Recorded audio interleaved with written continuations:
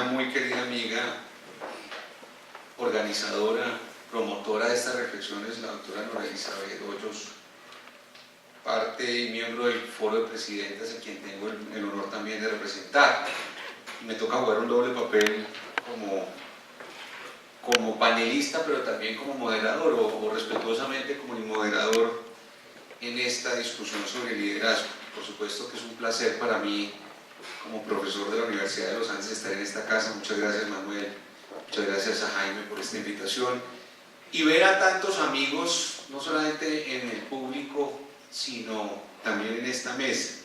Me honra enormemente estar en esta mesa con Rodrigo Quintero, mi maestro y amigo Eduardo Pisano, con Alejandro Santos, que es mi jefe en la revista Dinero, entonces me va a portar bien Alejandro, y verlos a ustedes también partícipes de esta reflexión, que esperamos que sea no solamente un monólogo, sino un diálogo también a través de sus preguntas y de sus reflexiones. Como tengo entonces este papel, quiero entregar la palabra para unas breves reacciones y reflexiones a cada uno de los panelistas, y luego entremos también en una discusión y una conversación, ojalá sea una conversación transformadora.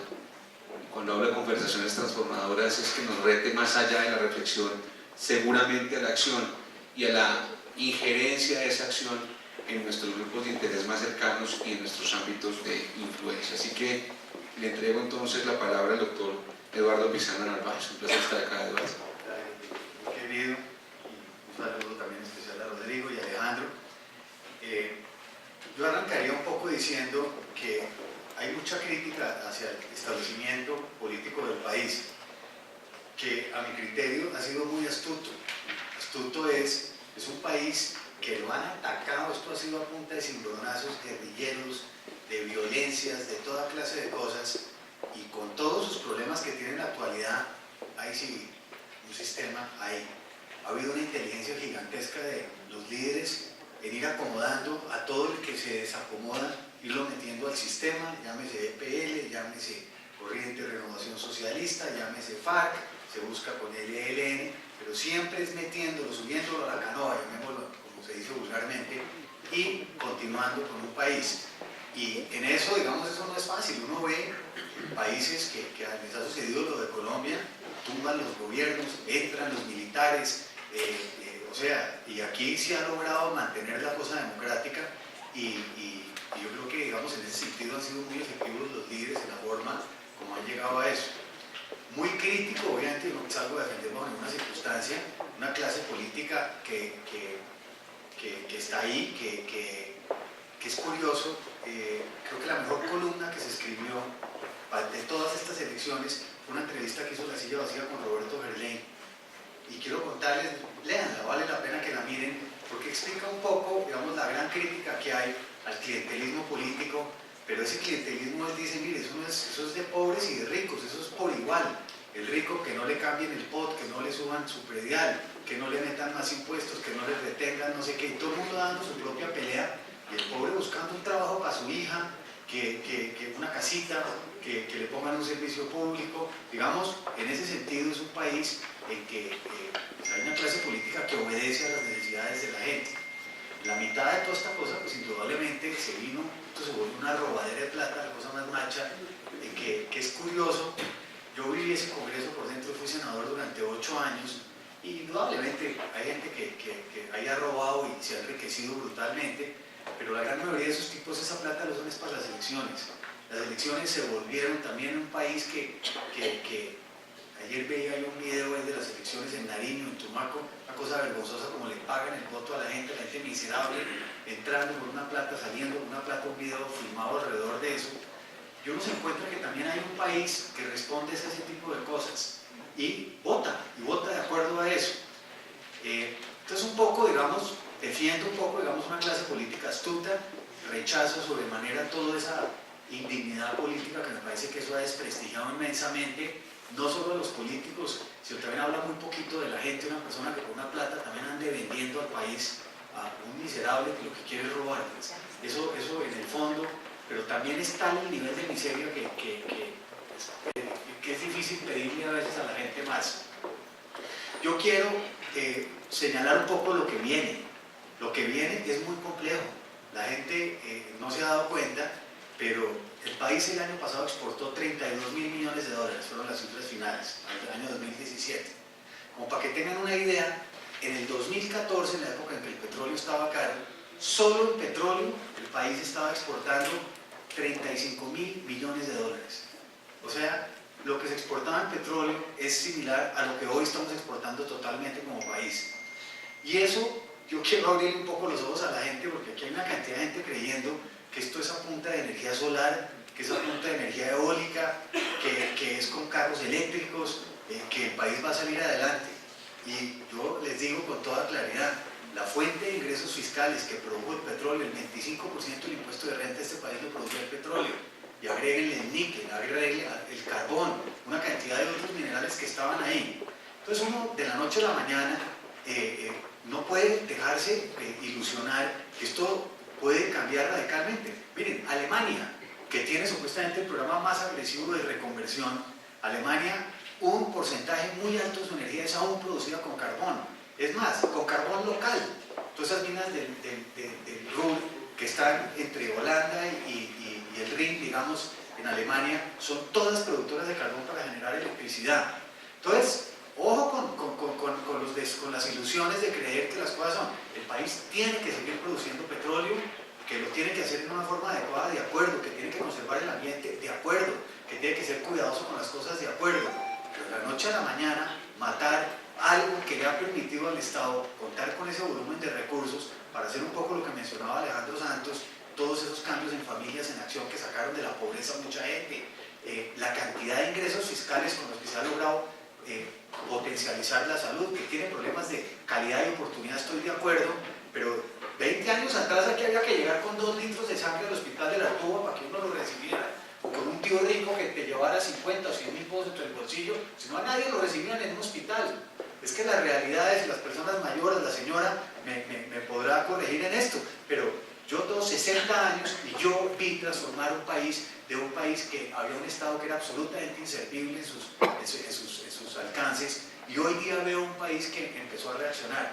La Constitución del año 91 fue importantísima para Colombia, acabó una visión centralizada y de personas blancas como yo, que era lo que existía en el país, y abrió una cosa mucho más abierta, y creo que eso indudablemente ha generado perturbaciones, expectativas, ilusiones que en muchos casos no se han podido manifestar, por problemas de corrupción, por malos gobiernos, por ineficiencias, por lo que quieran, pero digamos, creo que sí es mucho lo que hemos logrado andar cuando nos comparamos con el resto del mundo.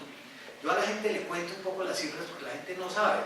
Colombia es un país de 50 millones de personas, estamos cerca de llegar a los 50. Entonces uno dice, bueno, Perú tiene unas exportaciones de minerales similares a las de Colombia. Perú tiene solo 30 millones de habitantes. Venezuela tiene 31 millones de habitantes. Argentina es un país que tiene 43 millones de habitantes. ¿Y por qué les doy esos números? Porque es que sacar de la pobreza a 50 millones de habitantes es mucho más difícil que sacar a 30. Entonces, cuando empieza uno a ver es que las cifras son mucho mayores. Es un país mucho más desperdigado, un país que se logra sacar 1 millón de habitantes. Sacar 1 millón de habitantes en el Perú de la pobreza o en el Ecuador es casi sacar toda la pobreza, aliviar la pobreza de todos los que están en situación extrema. En cambio, en Colombia es el 10, el 15% de los habitantes. Entonces es mucho más complejo gobernar y se requieren mucho más recursos para poder hacer ese tipo de cosas. Yo creo que entonces el gobierno que entre, yo sí quiero entrar en eso, ese es un dilema que tendrá que ver cómo se va a arreglar con el tema fiscal. El país tiene que seguir rebajando su déficit fiscal, lo que implica que año a año, el año entrante y el siguiente, se va a tener que recortar el PIB, el presupuesto proporciona al PIB en un 1% el año que viene. O sea, el año 2019, ese presupuesto que sale en el 18, va a ser durísimo. Va a tener los pantalones el gobierno para reformar el tema de pensiones, 40 billones de pesos del presupuesto nacional, que representa el 20% del presupuesto nacional, se está yendo en las pensiones de los estratos 4, 5 y 6 mayoritariamente. Entonces uno empieza a entender, el 75% de los ancianos de este país, mayores de 70 años, no tienen pensión, no tienen hijos, porque a los hijos se les olvidó quién les ha cambiado los pañales, abandonados a su suerte, con unos programas ahí de adulto mayor que les dan 150.000 pesos mensuales. Perdónenme, 150.000 pesos mensuales, ese es dinero, yo no digo que no, pero eso no alcanza para que nadie viva. Es una gran realidad de miseria, de pobreza, que alguien va a tener que tomar la decisión y eso va a generar una enemistad brutal en los segmentos que se creen privilegiados de que les van a dar una pensión de 10 millones de pesos. El país no tiene capacidad de pagar eso. Vamos para la ruina. Y si no se toma una decisión rápidamente, esto no tiene ninguna posibilidad de sobrevivir hacia adelante. Y eso cuesta, y eso va a generar enemistades en mucha gente. Y eso hay que hacerlo, y no hay alternativa.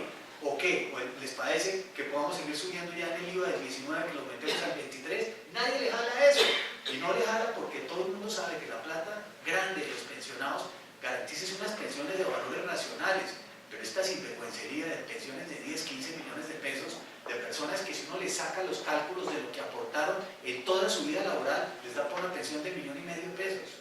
8,5 millones de pesos de una pensión de 10. Cuando una persona ha aportado 1,5 millones en valor presente, significa que todos los demás colombianos pagamos un IVA del 19, unos impuestos de renta, unas retenciones en la fuente bravías para poder pagarles las pensiones a estos señores o señoras. Entonces, este tipo de cosas son decisiones que el país va a tener que tomar rápidamente.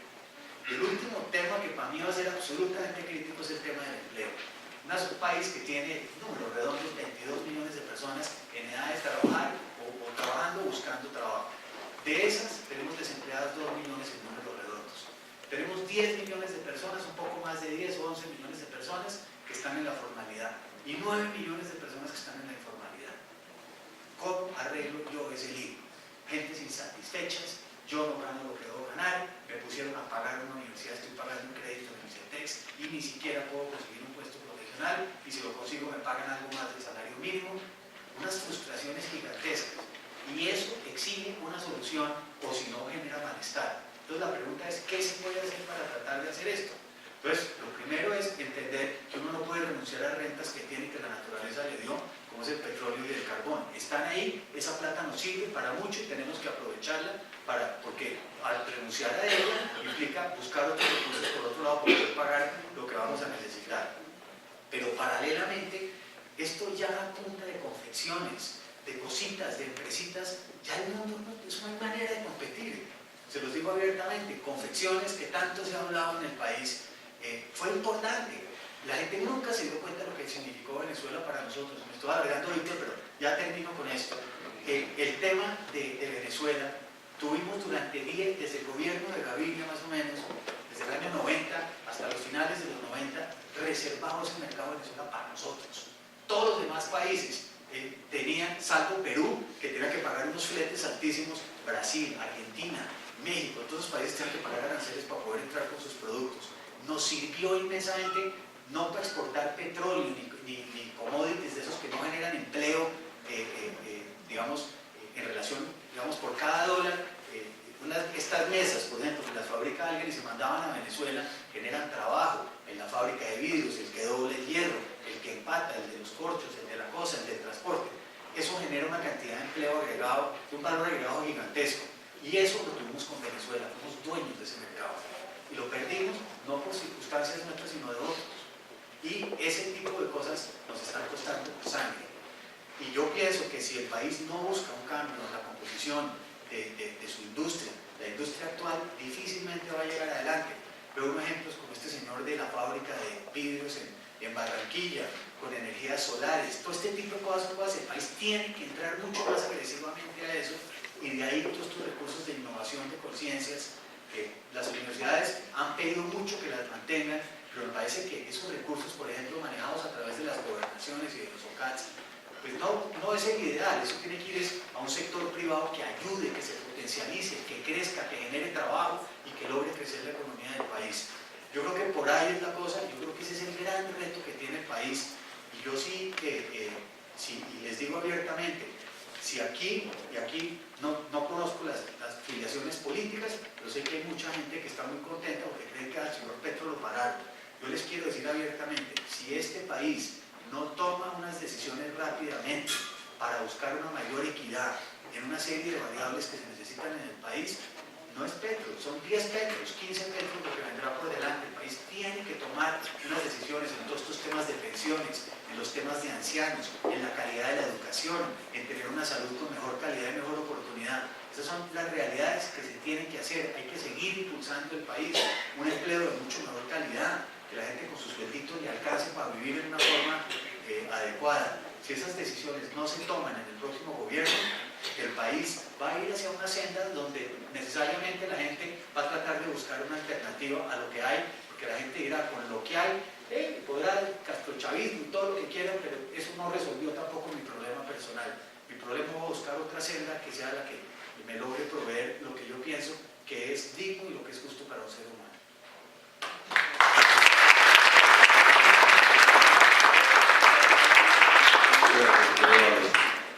Alejandro Santos nos propone reflexiones desde la historia, desde los liderazgos silenciosos, la realidad mundial, la coyuntura nacional, el reto de la digitalización y de las redes sociales, la indignación y la movilización consecuente, la reconciliación y la polarización en una sociedad indignada y los dilemas de mercado y Estado.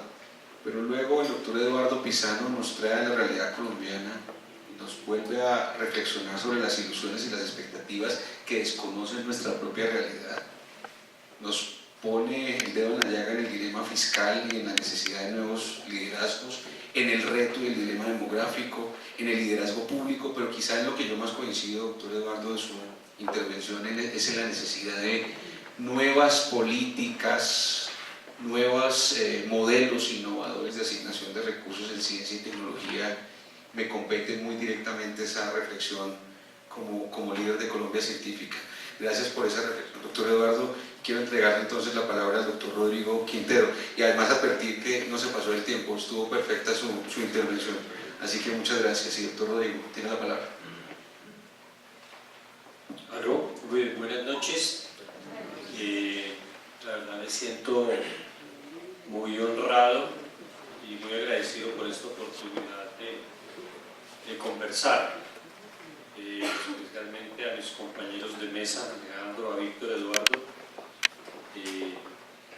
Estaba oyéndolos y pensaba que me siento al lado de unos verdaderos estadistas en el sentido profundo y bueno del término. No es un comercial, pero no puedo dejar pasar la oportunidad para hacer un reconocimiento especial a la revista Semana. Yo creo que en esta noche de noticias falsas, de imprecaciones, de confusión, Semana y otros medios constituyen una luz que nos dan algo de seguridad y de esperanza. Entonces, a su equipo y a todos los centenares de personas que están detrás de eso, de verdad que muchas gracias. Yo quiero decir desde dónde hablo o desde dónde quiero hablar. Yo estoy comprometido desde hace muchos años y actualmente trabajando con comunidades y es desde esas comunidades desde donde quiero hablar, sobre todo si el tema es el liderazgo.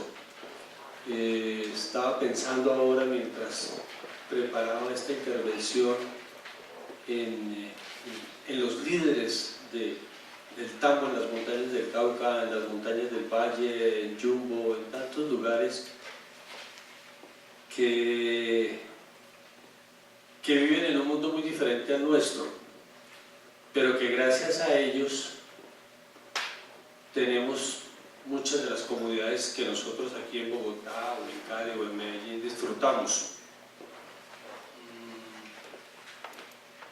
La primera idea, y es el nombre de esos líderes que quiero hablar con total humildad, pues porque no soy digno, digamos, pero quiero que esa voz llegue aquí a ustedes a través mío.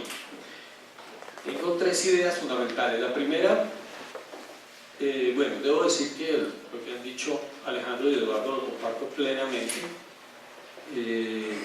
lo suscribo, lo chuleo, lo enfatizo, pero ahora quiero poner otro punto de vista, quiero mirar las cosas como complementariamente a esto que es absolutamente válido. Quiero poner otro punto de vista que se compone de tres ideas. La primera es, cuando uno piensa en liderazgo, creo que normalmente uno piensa en los grandes líderes políticos, en los grandes líderes empresariales, incluso en grandes líderes intelectuales o espirituales. Y yo ahora viendo este auditorio y pensando en toda esta gente que está en el campo, pensaba que hay una cosa que yo estoy convencido y que me ha impactado mucho, sobre todo desde este proceso de paz, es que todos los que estamos aquí, los que nos están oyendo por streaming, somos una élite. Somos una élite. Nosotros somos un porcentaje muy pequeño de este país en términos de la educación que hemos recibido, de los servicios básicos de los que disfrutamos, del lugar donde estamos, de todo lo que vivimos. Es que hasta en el transporte, yo digo que yo no soy millennial sino transmillennial, y ahora en el transmillennial yo me siento un privilegiado con los empujones y las demoras y eso. Yo pienso en los muchachos que están viajando 2 y 3 horas en el campo para ir a la escuela. Yo soy un absoluto privilegiado. Entonces, la primera idea es esa: todos nosotros formamos parte de una élite. O sea, no son solo los grandes dirigentes políticos, los grandes empresarios, los grandes ricos y los grandes, no, nosotros, todos los que estamos aquí, somos una élite y somos privilegiados. Entonces, cuando hablamos de líderes, sintamos que estamos hablando de nosotros mismos. La segunda idea es cuál es el rol, cuál es la tarea, la responsabilidad que tenemos como élite. Esto que estoy diciendo yo sé que le suena un poco raro, sobre todo en un país que está en este momento sumergido en la coyuntura, y entonces estamos polarizados y estamos enfrentados y decimos que Petro o que Uribe o que Duque o que... ¿sí? Y yo creo que nosotros sufrimos de una tremenda ilusión óptica, porque la verdad es que detrás de esas grandes aparentes diferencias, incluidas las socioeconómicas, hay una gran unidad. Nosotros todos formamos parte de ese grupo. Hay una anécdota que funciona mucho en el judaísmo, que dicen que un par de personas iban en una lancha y de pronto uno volteó a mirar al otro y el otro estaba abriéndole un hueco a la lancha. Y le dijo: ¿pero qué estás haciendo? Estamos en la mitad del mar. Dice: es problema mío, le estoy abriendo un hueco a mi parte de la lancha. ¿Sí? Yo creo que eso tan elemental y tan chistoso lo estamos haciendo todos, porque es que la lancha es una sola, así tengas el apellido, así tengas la declaración de renta, así tengas el nivel educativo, así tengas la casa, todos estamos en la misma lancha. Y nosotros, especialmente esta élite que forma una parte muy pequeña del país, 10, máximo un 15%, yo quiero enfatizar eso, máximo un 15% del país, somos la élite de este país. Tenemos la inmensa responsabilidad de decirle al 80 o al 70% del país: ¿esto para dónde va? O sea, esos campesinos que dentro de unas pocas horas se van a levantar a ordeñar la vaquita, gracias a lo cual vamos a tener leche en nuestras mesas en el desayuno mañana, están necesitando que nosotros les digamos: ¿esto para dónde va? Ahora Alejandro y Eduardo pues nos han dado unas pistas muy importantes en esa dirección, pero yo quiero subrayar eso. Eso no es problema de los grandes líderes políticos, eso no es de los grandes estadistas, de los grandes estadistas, de todos nosotros tenemos una responsabilidad. Todos tenemos alguien de ese 85% a quien darle luz y esperanza y confianza de que la barca no se va a hundir. Esa es la primera idea, que es el liderazgo. La segunda idea, que a mí me parece muy importante y me apoyo en eso, en grandes analistas en este momento en el mundo, nosotros dentro de ese ilusión óptica que tenemos, en gran medida por la luz de información y tendemos, y yo creo que además es una tendencia natural de los seres humanos, a buscar el culpable. Detrás de esto hay alguien. Esto hay uno o unos que son los que nos están dañando todo este cuento. Creo que hay grandes análisis que muestran de muchas maneras, me refiero por ejemplo a Harari, que acaba de escribir de Homo Deus. ¿Saben qué pasó? Que esta dinámica se nos salió de las manos. Se nos salió de las manos. Eso no tiene rating decir eso, porque es mejor decir, no, es que es fulano, es que son los verdes, es que son los azules, es que son los blancos, es que son los negros, es que son los rusos, es que son... Sí, pero ellos son instrumentos de una cosa más complicada. Esto se nos salió de la mano. No puedo entrar en este momento a detallar el porqué, pero esta dinámica de globalización, de explosión de las redes, hace que el proceso se nos salga de la mano. Les doy 3 ejemplos. El primer sorprendido con haberse ganado la presidencia de Estados Unidos fue Trump. Fue el primero. No entro a detallar y a probarlo, creo que ya más o menos lo sabemos. No sabía qué hacer, ni se lo imaginaba que se iba a ganar la presidencia. Los dirigentes del Brexit al día siguiente salieron a decir, no, mentiras que es que esto no vamos a tener esa recuperación de puestos de trabajo tan rápidamente. No, mentiras. El lunes lo estaban diciendo. El plebiscito. Yo apuesto que la mayoría nos equivocamos con los resultados del plebiscito. Que los del sí estábamos convencidos, eso estaba ganado. Y los de no la veían bastante perdida. ¿Qué es lo que pasa? Y haciendo referencia a todas estas dinámicas, esta dinámica se nos salió de las manos. Ahora, eso no significa que en ese juego que está en términos globales fuera de control no haya quienes lo aprovechen. Por supuesto que hay quienes lo aprovechen. Y además tienen la ilusión los que lo aprovechan que se ganaron el baloto. Están convencidos de que ahora sí se la hicieron en poder, en riqueza, en explotación de recursos naturales. Están convencidos que el huequito que le están haciendo a la lancha en su pedacito los va a hacer absolutamente felices. No insisto en decir que están muy equivocados. Pero esta segunda idea de que se nos salió de las manos es que hay que volver a recuperar el control del proceso social.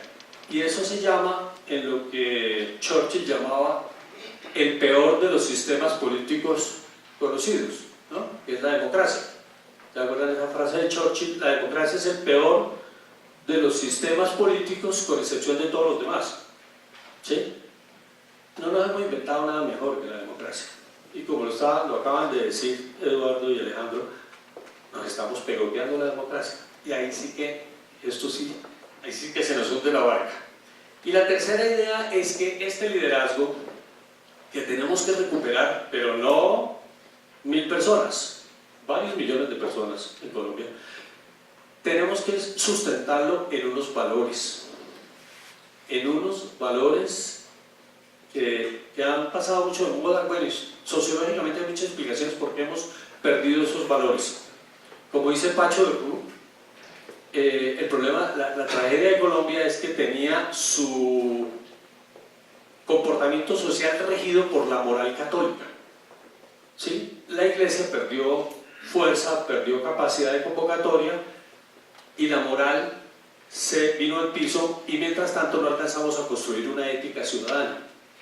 Entonces se nos fueron los mandamientos, el susto, el pecado, la cosa, y los valores ciudadanos no los alcanzamos a construir. Entonces voy a hablar de 4 valores que yo personalmente considero fundamentales. En primer lugar, ya Alejandro hizo referencia a él, la legalidad.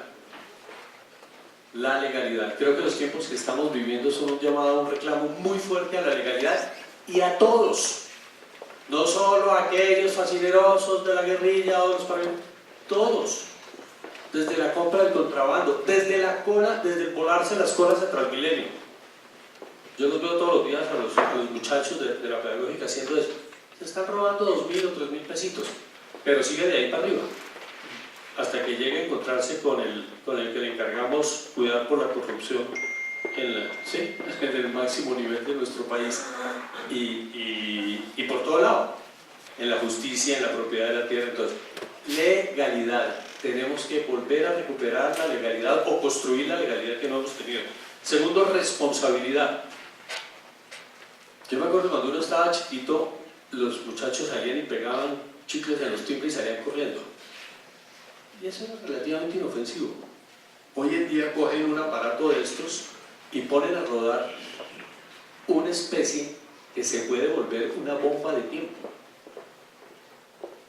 Ya el timbre se convierte en una cosa gravísima. O puede elegir un presidente, pero también puede causar una estampida en muchos sentidos. Responsabilidad. Tercero, solidaridad. Tercer gran valor. Se acabó la opción para construir una sociedad más justa y equilibrada. Históricamente teníamos dos recursos, la revolución, y esa se acabó. Y segundo, la distribución a través de los impuestos está muy limitada, muy limitada. El valor del siglo XXI, a mi juicio, que tenemos que es la solidaridad. No impuesta, no obligada, sino que nazca de, para mí, Bill Gates, Warren Buffett, etc. Y el cuarto valor, que me parece fundamental y con él quiero terminar, es el de la espiritualidad. No estoy hablando de religión, no estoy hablando de iglesias, estoy hablando de espiritualidad. Estoy hablando de que cada uno de nosotros tiene que en algún momento hacerse la pregunta más fundamental y más elemental que puede hacerse en la vida, y es: ¿yo aquí para qué estoy? ¿Yo aquí para qué estoy? ¿Para hacer plata? ¿Para cuidar la herencia de mis papás? ¿Para tumbar al de al lado? ¿Para ser el más bonito? ¿Para pasar sabroso? ¿Yo para qué estoy?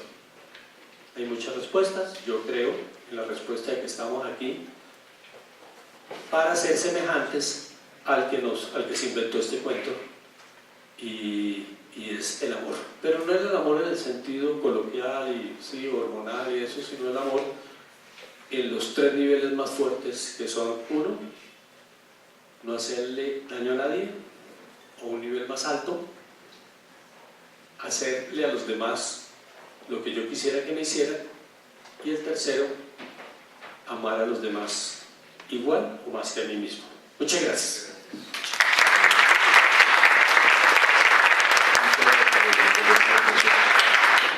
Como ven, este panel nos ha abordado la reflexión sobre liderazgo desde, permítame, doctor Eduardo, estructura y grandes retos nacionales. La reflexión del doctor Rodrigo Quintero apunta hacia la gran reflexión de ciudadanía y civilidad.